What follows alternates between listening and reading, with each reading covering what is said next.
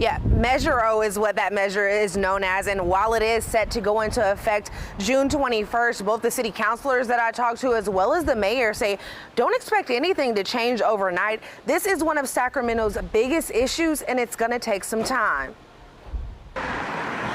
Whatever it takes, that's the standard, and it's a legal standard. Whatever it takes to help people who are living on the streets off the streets. Sacramento City Mayor Darrell Steinberg talking about Measure O during his announcement today. We now have a partnership with the county that's not just focused on helping people who are living in these encampments off the street, which we need to do at a much more urgent and rapid pace.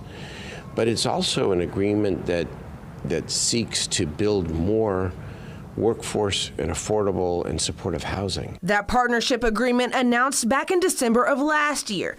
But we are the first to come up with an agreement like this. But now there's more questions. And we just had a discussion about it at last Tuesday's meeting. And I was the one who proposed that we have a workshop so we can spend extensive time refining our role in working with the county to address this issue. City Council member Rick Jennings says there needs to be a clear outline of what the city is doing and what the county is doing to address homelessness. Better understanding the county's role and what they're going to do, but then also what is the city's role and what are the plans, the action plan that's going to help us to get that role accomplished. That was the initial goal of the partnership agreement, to quote, formalize the parties' coordination and outline each party's role and responsibilities.